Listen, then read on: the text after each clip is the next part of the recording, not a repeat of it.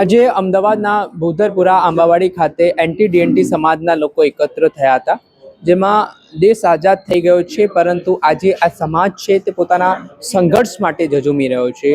તેને જગ્યાઓ નથી મળતી, જેમ તેમ અલગ અલગ જગ્યાઓ પર ઝૂંપડાઓ બાંધીને પોતાનું વસવાટ કરવું પડતું હોય છે. ને મહત્વની વાત છે, 2027માં જે જાતિ જનગણના થવાની છે તે પહેલાં આ સમાજના આગેવાનો માંગ કરી રહ્યા છે કે તેમને પણ પર્ટિક્યુલર કોઈ જાતિમાં સમાવવામાં આવે, જેના કારણે તેમને સરકાર તરફથી મળતા જે લાભો છે, જે યોજનાઓ છે તેમના સુધી પહોંચી શકે. કેમ કે આ એક મોટો સમાજ છે જે આજે પણ કેટલીક બાબતો સામે સંઘર્ષ કરી રહ્યો છે, સરકારની યોજનાઓથી વંચિત જોવા મળી રહ્યો છે. ને આ આપણે જોતા પણ હોઈએ છીએ એન્ટી ડીએનટી સમાજની શું સ્થિતિ છે. આને જ લઈને આજે દક્ષિણ છારા નામના જે સમાજના આગેવાન છે એન્ટી ડીએનટી સમાજના, તેમના દ્વારા પત્રકાર પરિષદ કરવામાં આવી, જેમાં તેમણે સુપ્રીમ કોર્ટમાં મામલે એક પીઆઈએલ જે દાખલ કરી છે, તે દાખલ થયેલી પીઆઈએલમાં જે તેમના મુદ્દાઓ છે તેને લઈને આગામી દિવસોમાં સુપ્રીમ કોર્ટમાં આ મુદ્દાઓ પર સુનાવણી પણ થવાની છે. ત્યારે શું સમસ્યાઓનો સામનો એન્ટી ડીએનટી સમાજ કરી રહ્યો છે, તેઓ એ સમાજમાંથી આવે છે, કઈ રીતે તેઓ સામાજિક રીતે મુખ્ય પ્રવાહમાં લાવવાની વાત જ્યારે સરકાર કરે છે, પણ તેમની સાથે કેવા ભેદભાવ થઈ રહ્યા છે તે સાફ.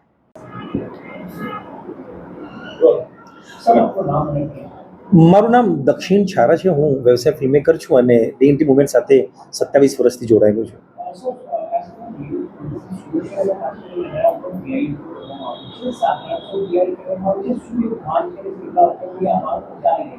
બેઝિકલી ડીએનટી મુવમેન્ટ એટલે ડીએનટી સમાજ એવા સમાજો છે જેને આપણે ગુજરાતીમાં વિચરતી અને વિમુક્ત સમાજ અમે કહીએ છીએ. આ એવા સમાજો કે જે છે જે ન એસસીમાં આવે છે અને એસટીમાં આવે છે.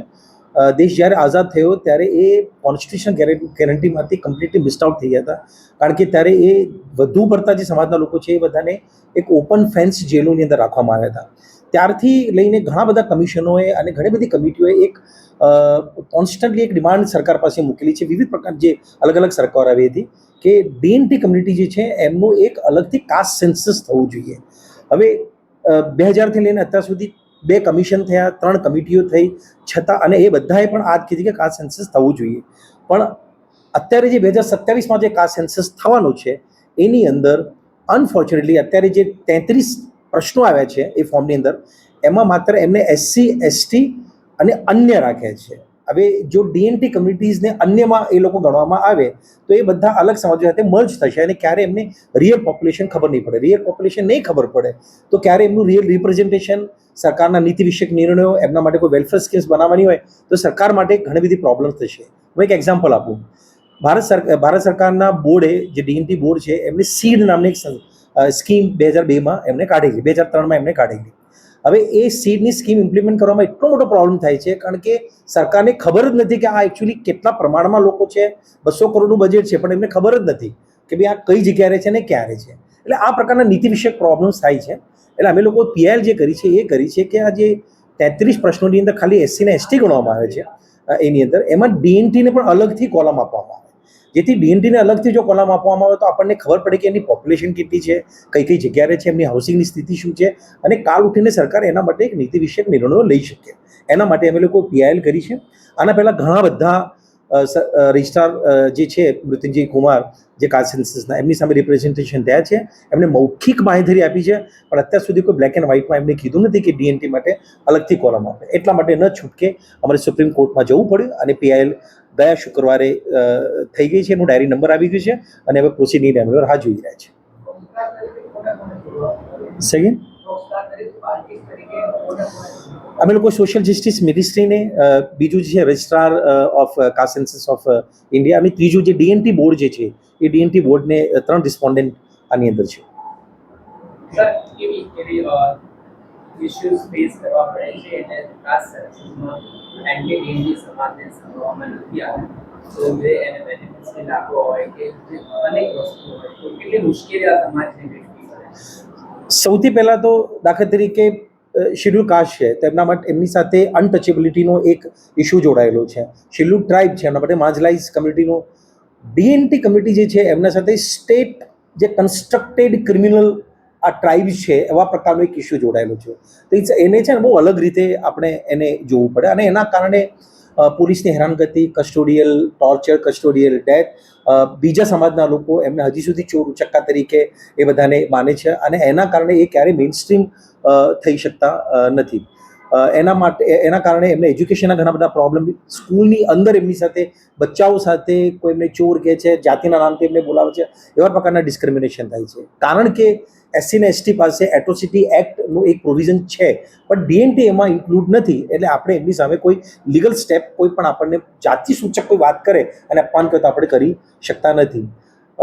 એના સિવાય લગભગ છેલ્લે મેં જ્યારે એક સર્વે કર્યો હતો CFD માટે, હૈદરાબાદ માટે, એમાં લગભગ 3% હાયર એજ્યુકેશન છે ગુજરાતની અંદર among the denotified and nomadic tribe છે. It's a scientific data, I can send it to you. અને સ્કૂલ્સની આરોગ્ય જે છે, આરોગ્યની સ્થિતિ ખૂબ જ ખરાબ છે. તો આ પ્રકારના ઘણા બધા પ્રકારના જે ઇસ્યુ જે માજરાસ બીજી કમ્યુનિટીઝ જે ફેસ કરે છે, એવી DNT પણ કરે છે, કમ્યુનિટીઝ પણ આના માટે ફેસ કરે છે. અને દેટ ઇઝ ધ રીઝન કે એમનું એક અલગથી પ્રોવિઝન હોવી જોઈએ, અલગ વેલફેર સ્કીમ એમના પ્રોબ્લેમ્સને ગણીને, સમજીને અને સરકારે બનાવવા પડે. અને એ બનાવવા માટે એમને મૂળ મુદ્દો, એમને નંબર જોઈએ કે કેટલા નંબર છે, તો જ કોઈ પણ નીતિ વિશે નિર્ણય લઈ શકાય. આપણે સાંભળ્યા હતા NTDNT સમાજના જે આગેવાન છે દક્ષિણ છારા, તેઓ દ્વારા આ મામલે મહત્વની માહિતી આપવામાં આવી છે અને તેમને આશા અપેક્ષા છે કે સુપ્રીમ કોર્ટ આ બાબતે મહત્વનો કોઈ જજમેન્ટ આપશે, જેના કારણે સરકાર દ્વારા આ બાબતે મહત્વનો નિર્ણય NTDNT સમાજમાં લેવામાં આવી શકે છે. ત્યારે NTDNT સમાજના જે લોકો છે તેમનાથી જાણીએ કે તેમનું જીવન અત્યારે જે ખરેખરમાં કઈ રીતનું ચાલે છે, કેટલું સંઘર્ષ તેમના જીવનમાં તેઓ કરી રહ્યા છે. મારું નામ છે ગીતાબેન ચારોલિયા, વિરંગામ NTDNT પ્રમુખ. ગીતાબેન, NTDNT સમાજ પોતાના હકોના અધિકાર માટે છેલ્લા ઘણા સમયથી લડી રહ્યું છે. સરકારને રજૂઆતો કરવામાં આવી રહી છે કે આમાં પર્ટિક્યુલર કોઈ કોમ્યુનિટી, કોઈ જાતિમાં એમને સમાવવામાં આવે. હજી સુધી પેપર ઉપર કોઈ કામ નથી થયું. શું કહેશો આટલા સમયથી?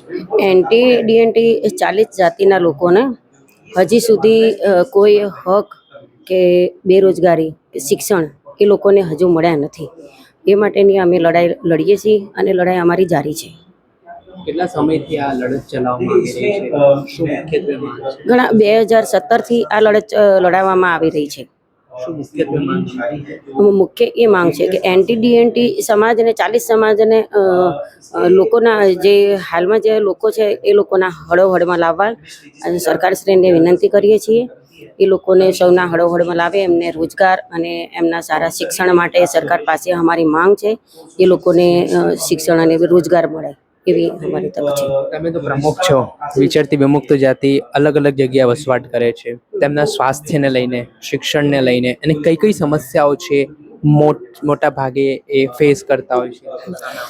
સમસ્યા NTDNT 40 જાતિના લોકોની સમસ્યા એ છે કે હાલમાં જે મકાનો ડેમોલેશન કરવામાં આવે છે, ડેમોલેશન બીજા લોકોના થતા નથી, વિચરતી જાતિના લોકોના ડેમોલેશન કરવામાં આવે છે.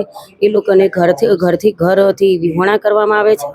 એ લોકો એટલી પરિસ્થિતિ એમની ગંભીર હોય છે કે એમના જે મહિલાઓ હોય એ લોકોને જ્યારે ડિલિવરીના સમયે એવી રોડ ઉપર એ પરિસ્થિતિમાં એમને જન્મ બાળકને આપવો પડે છે. એવી હાલતમાં NTDNTના સમાજના લોકો ગુજારી રહ્યા છે. લીડર્સ છે, આગેવાનો હશે, તો એ લોકો આ બાબતે સરકારને રજૂઆત કરી રહ્યા છે કે સરકાર એક વાત કરે છે કે અમે સમાજને સમાનતાની ધારામાં લાવવું છે, મુખ્ય ધારામાં લાવવું છે. ને એ બીજી તરફ એમની એવી પણ ઈચ્છા શક્તિ દેખાય છે કે ભાઈ NTDNT સમાજને આટલાય રજૂઆતો થયા પછી પણ જોડતા નથી મુખ્ય જાતિમાં. તો શું કારણ છે? એક તરફ સરકાર કહે છે અમે મુખ્ય ધારામાં સમાજને લાવવા માંગીએ છીએ. અમારા જે મેન પ્રમુખ જે છે, હરેક જગ્યાએ અમે આવેદનપત્ર આપ્યા છે, કલેક્ટરમાં આપ્યા છે, મામલેદારમાં પણ આપ્યા છે, CM સાહેબને પણ આપ્યા છે, ગૃહમંત્રી સાહેબને પણ આપ્યા છે, પણ એનો કોઈ હજી હાલમાં જવાબ આપણાને મળ્યો નથી. અને આ લોકો વિચરતી જાતિ લોકોને હજુ કોઈ સમસ્યાનો હલ થયો નથી. તો અમારી સરકારશ્રીને એ વિનંતી છે કે આ લોકોને 40 જાતિના લોકોને જે NTDNTમાં જે સમાવેશ થયેલા છે એ લોકોને સૌના હળોહળમાં લાવવા સરકારશ્રીને અમારી વિનંતી છે. સર, આપનું નામ, પરિચય? Vincent Louis, social activist, NTDNT અને રિફોર્મર માટે વર્ક કરું છું. વિલ્સન સર, શું કહેશો? આજે એન્ટી ડીએનટી સમાજ આટલા વર્ષોથી દેશમાં રહે છે અને એને ચોક્કસથી ખબર નથી કે કઈ જાતિમાં આવે છે, એટલા ભેદભાવનો સામનો કરે છે. આજે પણ એને રહેવા માટે યોગ્ય વ્યવસ્થા દેશમાં નથી. તો પહેલા તો આ બાબતોને કઈ રીતે જોશો? સર, જ્યારથી ડેમોલિશન થયું છે ત્યારથી આ ઉજાગર એક તરીકે આવ્યું કે કોઈ બી ગવર્મેન્ટ પાસે એન્ટી ડીએનટી ગુજરાતમાં 40 જાતિ કમ્યુનિટી છે, એમાં 7 કમ્યુનિટી માઇનોરિટી પણ આવે છે. મિયાના ઢેબા, ફકીર, સંઘી એવા સમાજ બી છે. ડેમોલિશન બુલડોઝર જે પ્રથા ચાલે છે, પહેલાં મારે એ કહેવું છે, સરકાર 2010ના કાયદો બતાવે છે રિહેબિલિટેશન માટે.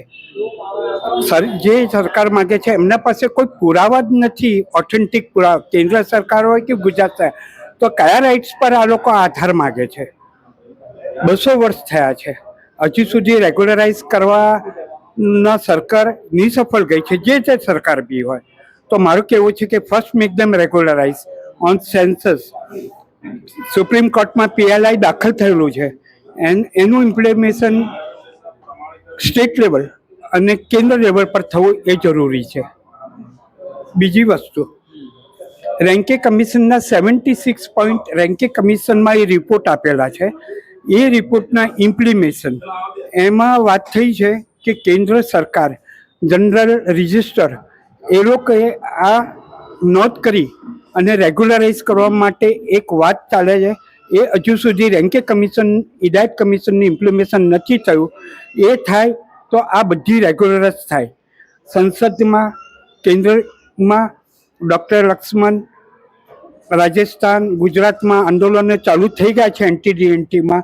જ્યાં સુધી રજિસ્ટ્રાર જનરલ અને પાર્લામેન્ટમાં NT DNT commission, separate ministry અને ફંડ એલોકેશન અલગ ના થાય તો આ દેશ મહાસત્તા અને આ voiceless downtrodden NT DNT community, ખાસ તौर ગુજરાતના, કોઈ અપલિપમેન્ટ થશે નહીં.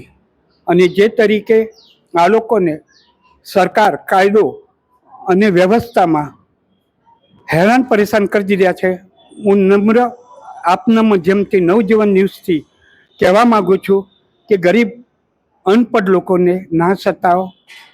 2 રૂમ કિચન, 100 સ્ક્વેર યાર્ડનું એક મકાન અને પરમનન્ટ આ લોકોને એક સ્થાયી જીવન આપે, શિક્ષણ આપે ને આવનાર જનરેશન એક અપલિફમેન્ટ, ગુડ હેપી લાઈફ ઇન્ડિયામાં રહી શકે એ મારી અરજ છે. સર, આટલા સમયથી રજૂઆતો થઈ રહી છે, માંગણીઓ થઈ રહી છે, છતાં સરકારના પેટનું પાણી નથી હલી રહ્યું. તો શું કારણ હોય છે? કેમ લીડરશિપ નથી સમાજ પાસે એવો આવાજ નથી? ચૂંટણી સમયે જ ખાલી એમનો ઉપયોગ થાય છે મત લેવા માટે.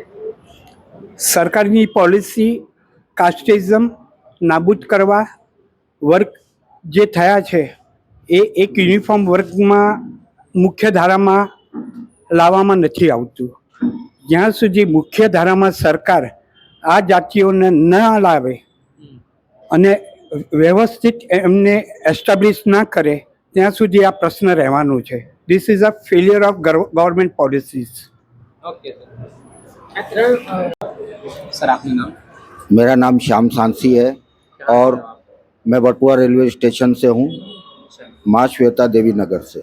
क्या कहोगे, आज इकट्ठा हुए समाज के लोग, किस तरह की मांग की जा रही है, कितने समय से मांग की जा रही है? मांग तो हमारी बहुत सारी है लेकिन मांगे पूरी नहीं हो रही हैं. क्या मांग है? और आज हम सबसे बड़ी मांग हमारी ये है कि हमें डीएनटी में आकर हमारी जाति को छुपाना पड़ रहा है. क्यों? इसलिए कि हम सांसी हैं. महाराष्ट्र में, दिल्ली में, किसी भी स्टेट में आप जाओगे, राजस्थान, यूपी, बिहार, किसी भी स्टेट में जाओगे तो आपको सांसी ही बुलाएंगे. लेकिन यहाँ गुजरात में हमें डबगर के नाम से बुलाया जाता है. जी. आपका ऐसे व्यवसाय आप क्या करते हो, बिजनेस, रोजगारी? मैं संस्था के थ्रू जो है हमारे डीएनटी समाज का काम करता हूँ. मैं एक यानी कि सेवक हुए. किस तरह की प्रॉब्लम आप फेस करते हो? उसे देखना जाओ तो आरोग्य को लेके, शिक्षा को लेके, समाज में आज जो जागरूकता नहीं है, तो किसी किसी समस्याएं का सामना किया जाता है जिससे जागरूकता ना होने के कारण। सबसे बड़ी हमारी दिक्कत यह है कि हम डीएनटी में आते हैं और डीएनटी में हम लोगों को आने के बाद जो है जिस तरह से जो समानता होती है, बाबा साहेब ने जो बंधारण में कहा है समानता, वो समानता आज भी हमारे साथ नहीं है। आज हमारे बच्चे स्कूल वगैरह पढ़ने जाते हैं तो उसमें जो है भेदभाव होता है। और जैसे कि कहीं सरकारी अगर किसी काम के लिए जाते हैं या गवर्नमेंट में कोई अप्लाई करने जाते हैं तो वहाँ पर भी जो है हमारे साथ भेदभाव होता है। हमारे पेपर्स को साइड में रख दिया जाता है और जो खास लोगों के होते हैं उनको पेपर्स को पहले ले लिया जाता है। जी, एक तरफ तो सरकार बोल रही है कि सबका साथ सबका विकास, ऐसा कुछ नहीं, हम नहीं मानते। क्यों लगता है ऐसा कुछ नहीं? ऐसा हम नहीं मानते क्योंकि हमारे साथ ही इतना बड़ा भेदभाव हो रहा है तो फिर हम कैसे माने। और दूसरी चीज है बजट को लेकर, सरकार की तरफ से बजट भी इस समाज के लिए अलग बनाया जाता है, तो उस बजट आप तक पहुंचता है, योजनाएं आप तक पहुंचती है? जी नहीं, हमें कोई योजनाएं नहीं मिलती हैं, कोई बजट हमारे लिए नहीं आता है। जो आता है वो जहाँ से पास होता है वहीं बीच में ही वो पूरा खत्म हो चुका होता है, हम तक कोई सुविधा नहीं आती। मेरा लास्ट क्वेश्चन, कितना संघर्ष अभी आप कर रहे हो? अब सुप्रीम कोर्ट में एक PIL आप लोगों ने दाखिल की है, क्या कहोगे? किस तरह के न्याय की मांग है सरकार से? हमारी तो यही मांग है कि हमने जो अभी जो पिटीशन जो दी है ये अगर पास हो जाए तो हमारे लिए कुछ हो सकता है। साहेबनाथ जी, आपका नाम? मेरा नाम साहेबनाथ मदारी है कहाँ और से हो आप? मैं अहमदाबाद रामोल गरुड़िया टेकरा से रहने वाला हूँ। आज मीटिंग मिली है, एंटी समाज की बहुत गंभीर चर्चा है, बहुत सालों से मांग की जा रही है कि कुछ समाज में इनको सामान्य में आवेदन इसमें हिस्सेदारी देने, क्या कहोगे? हाँ, तो वो क्या कि एंटी डीएनटी कम्युनिटी अभी बहुत आर्थिक रूप से जो पीछे वर्ग है तो वो एंटी डीएनटी कम्युनिटी है। जैसे कि हम जो रामोल अहमदाबाद रामोल जो अहमदाबाद अपने बहुत बड़ा जिला है उसके अंदर रामोल में रहते हैं, वहाँ 60 से 70 साल से हम वहाँ रहते हैं वहाँ, मगर वहाँ बहुत सारे लोगों का टैक्स वगैरह भी आते हैं, रेगुलर टैक्स भी भरते हैं, मगर अभी तक वहाँ कोई शौचालय भी नहीं है। हाँ, जो हमारे वहाँ की महिलाएं हैं जो खुले में शौचन क्रिया करने के लिए जाते हैं, और वहाँ जो रास्ता है वहाँ स्ट्रीट लाइट भी नहीं है, और जो पानी की सबसे बड़ी तो पानी की प्रॉब्लम रहती है। अभी ये गर्मी का मौसम है तो ये पानी के लिए जो नगर पालिका में से एक दिन छोड़ के दूसरे दिन 2 दिन में एक बार पानी का जो टैंकर आता है, तो मेरा कहना ये है कि सरकार को एंटी डीएनटी कम्युनिटी के ऊपर ध्यान देना चाहिए, क्योंकि अभी तक सरकार को यही मालूम नहीं है कि एंटी डीएनटी की प्रजाति संख्या कितनी है और ये लोग कहाँ रहते हैं। जैसे कि हम मदारी समुदाय में से हूँ, तो मदारी समुदाय जो पहले सांप रखते थे, सांप का खेल दिखाते थे, एक गांव से दूसरे गांव जाके सांप का खेल दिखाते थे, लोगों का मनोरंजन करते थे। मगर आज जो सरकार ने जो ऐसा कायदा लेके आए, जो हमारा सांप रखने पे प्रतिबंध रख दिया है, तो अभी रोजगारी किस तरह से? अभी रोजगारी तो समझो बहुत तो बुरी तरह अभी सिचुएशन मदारी समाज की है। जैसे कि कोई युवा लड़का है तो वो छूटक मजदूरी के लिए जाता है, उम्र लायक बुजुर्ग है जो भिक्षावृत्ति के लिए जाते हैं, मगर अभी बहुत सारे ऐसे सोसाइटी वगैरह में जाते हैं तो लोग अफवाह फैलाते हैं, बच्चे पकड़ने वाले आए, चोर है, इस तरह से अफवाहों के कारण मारपीट शुरू कर देते हैं। और ऐसे बना हुआ अपने वाड़ज में एक बन गया था, तो हमारे मदारी समुदाय की बहन ऐसे ही कुछ मांगने के लिए गई थी, तो गांव पब्लिक ने हमला कर दिया और मारपीट शुरू कर दी थी। बहन के एक्सपायर हो गए बहन वहाँ जो वाड़ज में। इसी तरह से बहुत सारी जगहों पे हमारे ऊपर यही मारपीट और बच्चे पकड़ने वाली टीम है, ये चोर है, ऐसे पहले से ही हमारे पे ऐसा तरह के आरोप लगाए जा रहे हैं। जैसे कि हम अपना देश जो 1947 में आज़ाद हुआ उसके 5 साल बाद भी हमारे को एक चोर की नज़र से ही 5 साल देखा जा रहा है, तो क्यों नहीं अभी बदल सके और सरकार ध्यान दे।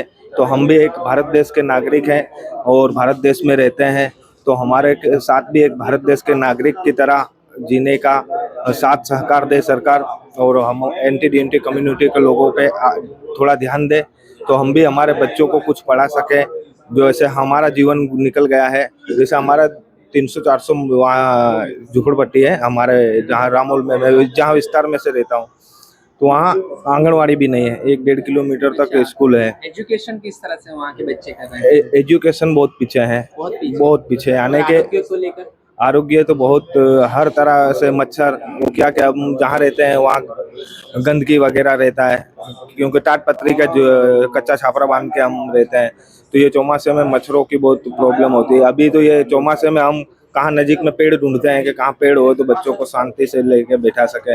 अभी 40 से कुछ ऊपर है डिग्री तापमान है अहमदाबाद में, और हम जहाँ रहते हैं वहाँ सिर्फ टाट पतरी पेलोथिन से बने हुए छापरे में रहते हैं। वहाँ सरकार 2 मिनट रुक के बात नहीं कर सकती, वहाँ हम हमारा जीवन पसार कर रहे हैं, और हम ऐसी साल से वहाँ रहते हैं। मगर हमने बहुत बार रजूआत भी किया है सरकार से कि हम जहाँ रहते हैं सर, हमें वहाँ से कुछ जगह फरवनी प्लॉट फरवनी करके दे तो हम हमारे बच्चों के लिए कुछ कर सकते हैं, तो उनका रहने का स्थायी।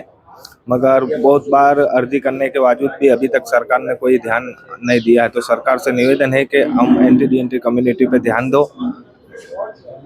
Okay done. ડિસ્ટર્બ ના થતા વચ્ચે. સર આપનું નામ? મારું નામ પ્રકાશ શાહ છે અને હું વિમુક્ત આદિજાતિ ગુમંતુ એકતા મંચનો પ્રેસિડેન્ટ છું. કેટલા સમયથી મુહિમ ચાલી રહી છે કે ભાઈ આ જે સમાજ છે એને ચોક્કસ કોઈ જાતિમાં સમાવવામાં આવે, કેમ કે ઘણા વર્ષોની આ માંગ એવું કહેવાય રહ્યું છે. તમે પણ લડત ચલાવી રહ્યા છો, કંઈક પ્રાપ્ત નથી થયું, શું કહેશો?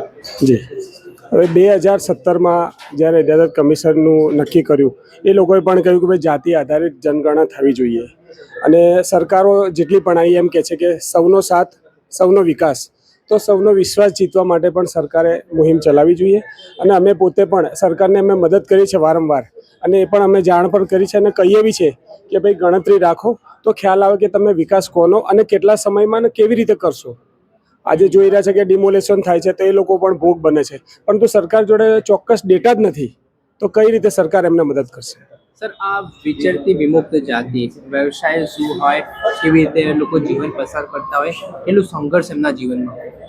તમે જોતા હશો કે જ્યારે પણ તમે એક નાનકડી વાત કહીશ કે સબ્જી માર્કેટમાં જશો તો બહેનો તમે જોવા મળશે વધુ.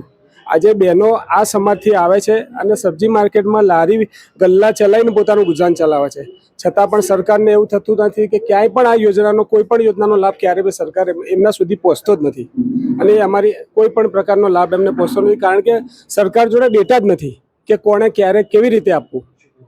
એ માટેની અમારી આ લડત છે. કેમ સરકારની ઈચ્છા શક્તિનો અભાવ લાગી રહ્યો છે? જો આમ રાતોરાત બીજા નિર્ણયો તાત્કાલિક લેવાતા હોય, ચૂંટણીના સમયે મત લઈ લેવા માટે લોકો આવતા હોય, તો પછી આ તમે કહી રહ્યા છો કમિટી બનાવવાની કે જે તમે સેન્સેક્સમાં તમારો સમાવેશ કરવામાં આવે, કાસ્ટ સેન્સેક્સમાં, તે માટે કેમ આટલી વિચારણા?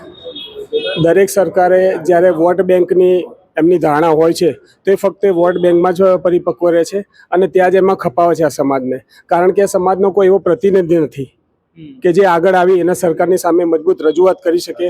એ માટે અમે વારંવાર રજૂઆતો કરીએ છીએ, અને અમારી જેટલી પણ સંસ્થાઓ છે અને સામાજિક સંસ્થાઓ પણ અમે એમની પણ મદદ લઈએ છીએ, પરંતુ આ સુધી કોઈ એવી પોલિટિકલ પાર્ટી નથી, ભાજપ હોય, કોંગ્રેસ હોય, આપ હોય, કે એવી કોઈ પણ એવી પાર્ટી નથી કે જેણે અમને આ રીતની મદદ કરી હોય અને અમને સમાવિષ્ટ કર્યા હોય. તમે જોતા હશો કે ST/SC જ્યારે બન્યું છે તો એમના માટે એક અલગથી બનાવ્યું છે, આયોગો બનાવે છે, પ્રાવધાનો છે, કાયદાકીય જોગવાઈઓ છે, પણ તમે આ સંબંધો જોશો ધૂણા ભાવથી જ જોવે છે લોકો, અને આ ધૂણા ભાવ અત્યારનો નથી, અંગ્રેજોના સમયથી અત્યાર સુધી ચાલે છે.